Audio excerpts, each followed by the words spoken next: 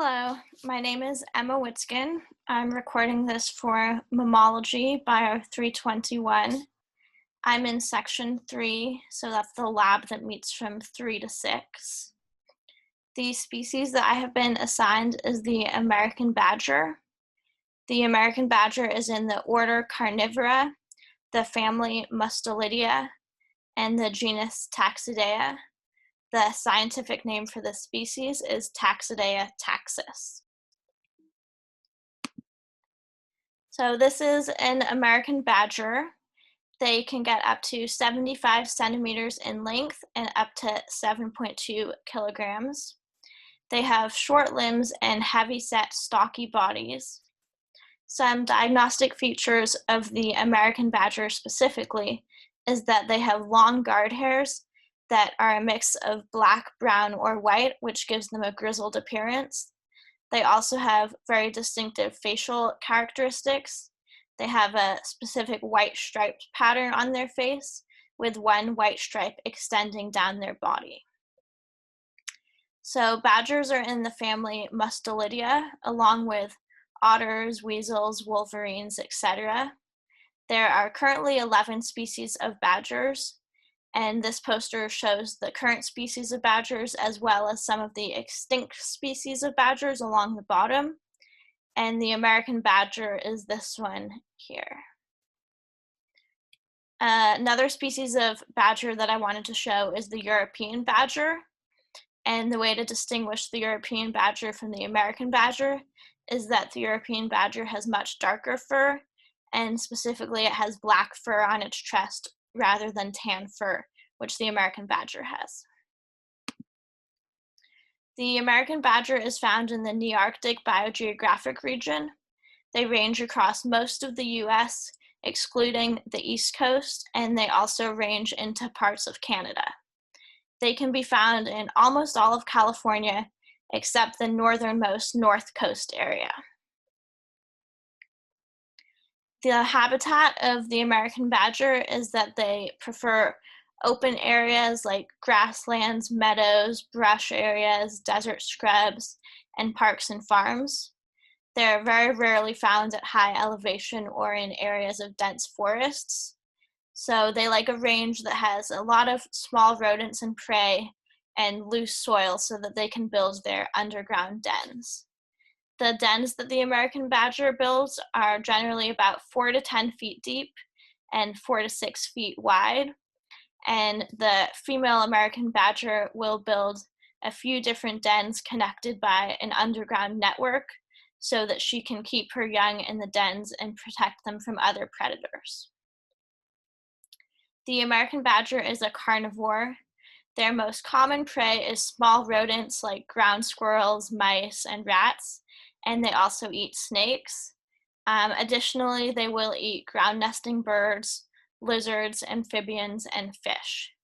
And if they find it in a farm, they'll also eat some plants, such as corn, peas, mushrooms, and sunflower seeds. Their reproductive system is polygamy, so it's a promiscuous system. The females will always only mate with one male, but one male will sometimes mate with more than one female. And their mating occurs in late summer to early fall, and then the female experiences delayed implantation. So pregnancy is stalled, and then pregnancy will resume a few months later during the middle of the winter time. And offspring are born a few months later in March or April. The litter size can range from 1 to 5, with an average of 3 young per litter. When American badgers are born, they're atricial, so they're blind for the first 4 to 6 weeks, and they are completely dependent on the mother to feed them and protect them. So the mother will nurse them for the first few weeks, and then during the process of weaning and after the process of weaning, she'll bring them prey. And then the young will first leave the den without their mother at around 5 or 6 weeks, and they will permanently leave the den a couple months after they're born and disperse. and then they go out and find their own habitat areas and they make their own dens. And they do not return to the mother's den after that. The lifespan of the American badger is on average 9 to 10 years in the wild. However, there was one American badger that was tracked and found to live 14 years in the wild. And badgers in captivity can live a little bit longer, up to 15 years.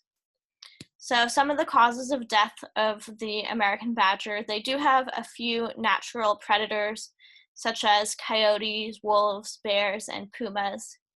But another big cause of death is humans. So they experience seasonal dormancy, but not a true hibernation. So during winter, they spend most of their time in their den and they're much less active. So you would be much less likely to see an American badger out and about during the winter time.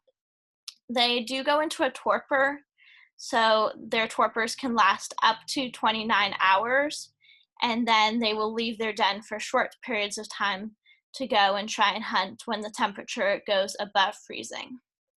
And during their periods of torpor, their body temperature will drop down to about 9 degrees Celsius, and their heartbeat will drop to about half of its normal rate. And the American badger does not migrate.